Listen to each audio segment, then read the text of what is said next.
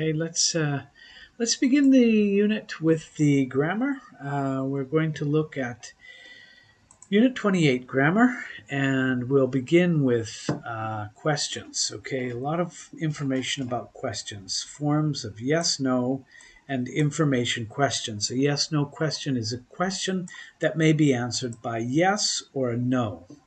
Does he live in Chicago? Yes, he does, or no, he doesn't. This is a yes-no question. An information question is a question that asks for information by using a question word. Where does he live? In Chicago. Okay, you see, this question starts with the auxiliary. This question starts with the question word. This is very, very important. This you should learn. The question word, followed by auxiliary, followed by subject and infinitive. This is called kasi as an anagram. You can remember that. Notice that the same subject-verb order is used in both yes, no, and information questions. Okay, this is the order. Yes, no question A, does she live there? Information question B, where does she live? You see exactly the same order. Order is very important in English. C, information, yes, no question, do they live there? D, question word, where do they live? E, information yes, no question, did he live there? And information question F, where did he live? If the verb is in the present, we use does with he, she, and it, or we use do with I, you, we, and they. If the verb is in the simple past, we use did. Notice that did does not change the form, and always we have the infinitive. There is no final S or an ED. Look at some more examples. G, is he living there? Question word. Where? Number 8, letter H. Where is he living? I, have they lived there? Information question J, where have they lived? Yes, no question K, can Mary live there? Information question L, where can Mary live? Yes, no question M, will he be living there? Information question N, where will he be living? If the verb has an auxiliary, a helping verb, the same auxiliary is used in the question. There is no change in the form of the main verb. If the verb has more than one auxiliary, only the first auxiliary precedes the subject, such as am and n. So you see, will he be? Be is actually an auxiliary, but we're separating those with the subject. So the main thing is that you understand that you have the same order. You have question word if there is a question with an information. There is something like an auxiliary or the verb if it's the verb to be. Then there is the subject, and then there is the various ways that you can put the verb at the end. O, who lives there? P, who can come? If the question word is the subject, okay, who is the question word? Usual question word order is not used. Does, do, and did are not used. The verb is in the same form in a question as it is in a statement, as an affirmative. The statement, Tom came. The question, who came? Because the question, the subject is the question. The question is the subject is the question word. Q, are they there? Are, where are they? Yes, no question. Was Jim there? Question word, information question. T, where was Jim? Main verb be in the simple present and the simple past precedes the subject. It has the same position as a helping verb. So it's like an auxiliary. Same idea. You can do exercise 2 if you have the permission to go to that part and write your questions here. You can use the chat also if you want to communicate and send a question in the chat. I will answer the question there. Let's look at some more question words, okay? When? When did they arrive? Yesterday. When will you come? Next Monday. When is used to ask questions about time. Okay, so your answer is going to be in time. Where? Letter B. Where is she? Where can I find a pen? Where is she? At home. Where can I find a pen? In that drawer. Where is used to ask questions about place. Place. Why? C. Why did he leave early? Because he's ill. Why aren't you coming with us? I'm tired. Why is used to ask questions about reason. How? D. How did you come to school? By bus. How does he drive? Carefully. How generally asks about manner. In what way? Right? How. But we can see how with other words. E. How much money does it cost? $10. How many people came? 15. How is used with much and many. How much for a quantity of how much something cost. How many for a quantity of countable. How. We can also see adjectives and adverbs after how. How old are you? 12. How cold is it? 10 below 0. How soon can you get here? In 10 minutes. How fast were you driving? 50 miles an hour. G. How long has he been here? 2 years. How often do you write home? Every week. How far is it to Miami from here? 500 miles. So how is also used with adjectives and adverbs. How long asks about a length of time, a duration. How often asks about frequency, and how far about distance.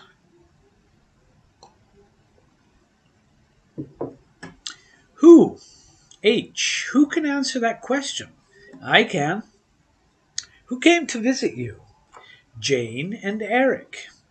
Who is used as the subject of a question? It refers to people, right? This is the question, the subject question that I told you. Who is I?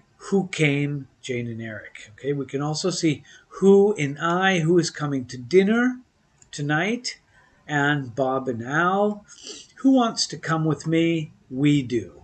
Who is usually followed by a singular verb, even if the speaker is asking about more than one person. Who is coming? And Bob and Al, because I don't know when I ask the question, I don't know how many people. Who wants to come? We do. I may expect a plural answer, but I still use a singular verb, who wants. Let's look at whom. Whom or who did you see? I saw George. Who or whom are you visiting? My relatives. K. Whom should I talk to, or who should I talk to? The secretary. To whom should I talk? Very formal, the secretary. Whom is used as the object of a verb or a preposition. In everyday spoken English, whom is rarely used. Who is used instead. Whom is used only in formal questions. Whom, not who, is used if preceded by a preposition. To whom. So, to whom. Otherwise, I put the preposition at the end Who should I talk to? All right, let's look at whose. L. Whose book did you borrow? David's. Whose key is this? It's mine. Whose is this? Whose asks questions about possession because it is a possessive word. It's always followed by whatever is being possessed. Whose key, whose book. In this case, whose is this? I'm talking about something that you can see so you know what I'm talking about. What? M. What made you angry? His rudeness. What went wrong? Everything. What is used as the subject of a question? It refers to things. What? Instead of who, here I'm using what. What made you angry? His rudeness made me angry. What went wrong? Everything went wrong. So these are the subjects. Let's see what in a more normal way. What do you need? I need a pencil. What did Alice buy? A book. Oh, what did he talk about? His vacation. About what did he talk? Okay, what is used as an object? Again, very, very formal to start with the preposition. About what did he talk? It is correct, but it's very, very formal. What? What kind of soup is that? It's bean soup. What kind of shoes did he buy? Sandals. Okay. What kind of asks about the particular variety or type of something. What kind of, what type of, what sort of also is possible. What did you do last night? I studied. What is Mary doing? Reading a book. What plus a form of do is used to ask questions about activities. What did you do? I studied. That's the activity I want to know. R. What countries did you visit? Italy and Spain. What time did she come? 7 o'clock. What color is his hair? Dark brown. What may accompany a noun? What countries? What time? What color? What anything? Right. That's I'm asking about that particular category or that particular thing. What? S. What is Ed like? He's kind and friendly. What is the weather like? What plus be like asks for a general description of qualities. So notice that the verb is. What is Ed like? This like here is not the verb like, it's the preposition like. It's like similar. What? What does Ed look like? He's tall and has dark hair. V. What does her house look like? It's a 2-story red brick house. Story is like a floor. What plus look like asks for a physical description. Okay, look like is very similar to the first, the S and T questions. What is Ed like? What does Ed look like? I want a description. Which? I have 2 pens. Which pen do you want? Which one do you want? The blue one. Which is used instead of what when a question concerns choosing from a definite known quality or group. Which do you want? X. Which book should I buy? That one. So I'm in a context, right? I have a selection of things, right? Which pen? I have 2. Which one? You know what I'm talking about. Which book should I buy? We are looking. We know which books are possible. Finally, which countries did he visit? Peru and Chile. What countries did he visit? Z, which class are you in? What class are you in? This class. In some cases, there is little difference in meaning between which and what when they accompany a noun such as class or countries. Okay, so we can have selection or not. Okay, we have a 2-story house. This is American. 2-story house. This is British. Remember, that's 2-floor. You can do exercise 3 if you have access to that group. Let's look at the phrasal verbs that are separable. Blow out, extinguish a match, a candle, something like that. He blew the candles out. Bring back means to return. She brought my books back to me. Bring back. Bring up means to raise children, or to mention, to start to talk about. So the Lees brought up 6 children. That means they raised those children. They were the children of the Lee family. He brought the news up in the conversation, to bring something up in a conversation. Cheer up is to make happier. The good news cheered me up. Clean up is to make neat and clean, to tidy. I cleaned up my apartment. Give away means to donate or get rid of by giving. I didn't sell my old bike, I gave it away. To help out is to assist, especially someone. Could you please help me out? Lay off is to stop employment. Okay, the company laid off 100 workers. Leave on means to not turn on off a light or a machine, or to not take off clothing. So please leave the light on. I left my coat on at the movie theater. Leave it on to remain. Take back is to return. She took a book back to the library. Take out is to invite and pay. He took Mary out. They went to a movie. In other words, they went on a date. Talk over is to discuss. We talked the problem over. Talk over. To think over instead is to consider. I thought the problem over. While to work out is to solve. That's just one of the many meanings of work out. We worked the problem out to solve it. It's like figure out. Let's look again at expressions of quantity. We have 1 apple.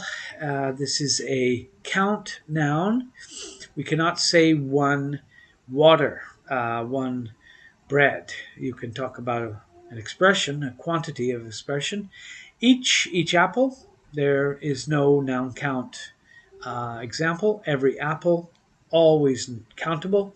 2 apples, 3 apples, 4 apples, both apples, a couple of apples, a few apples, several apples, many apples, and a number of apples. Those are all expressions that you can only use with count nouns.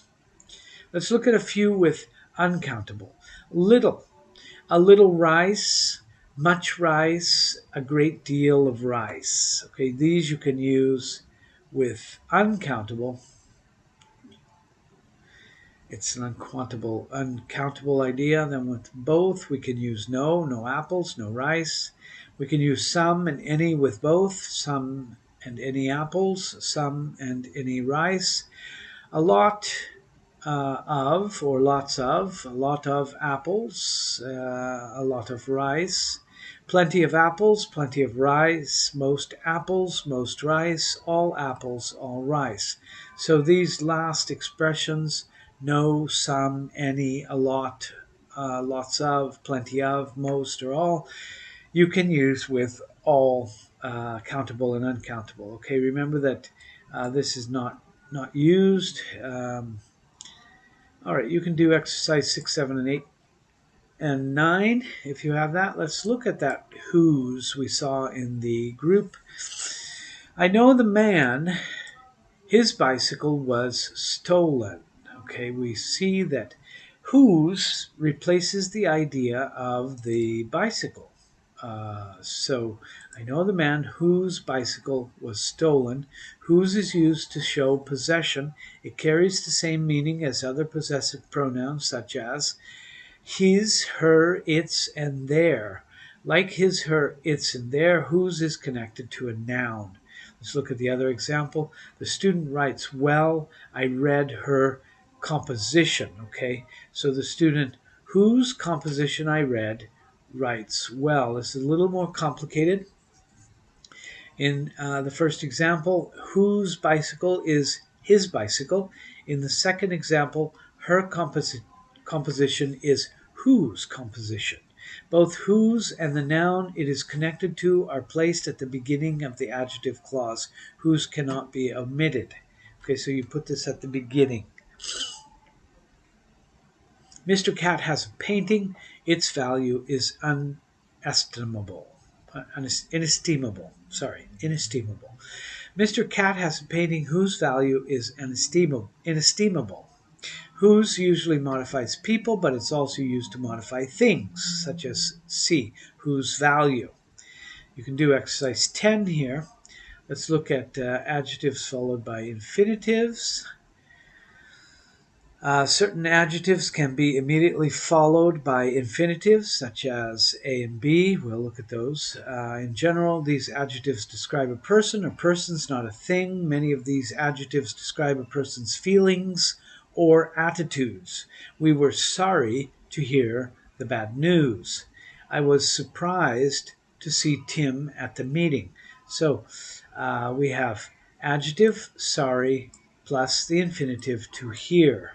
Surprised, adjective, infinitive, to see. Let's just look at the common adjectives followed by infinitives. Glad to do it, sorry to, ready to, careful to, surprised to, happy to, sad to, prepared to, hesitant to, amazed to, pleased to, upset to, anxious to, reluctant to, astonished to, delighted to, disappointed to, eager to, afraid to, shocked to, content to, relieved to, lucky to, proud to, ashamed to, willing to, motivated to, determined to, likely to, certain to, stunned to, fortunate to. Okay, expressions with asterisks are usually followed by infinitive phrases with verbs such as see, learn, discover, find out, or hear. Okay, one of the ways you can learn these is just to make up an example. I am glad to see you. I'm careful to see you. I'm sad to see you. And just practice using those. Okay, infinitives with to and enough. In the speaker's mind, the use of to implies a negative result.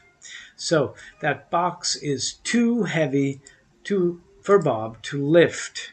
B, that box is very heavy, but Bob can lift it. You see, there's a big difference between too and very.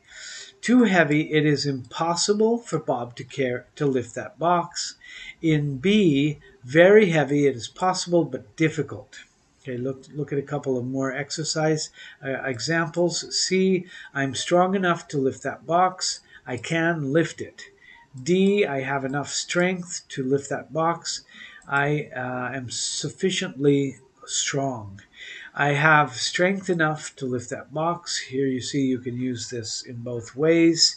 Enough follows an adjective such as G, strong enough, and as in D, enough strength. In formal English, it may follow a noun, strength enough.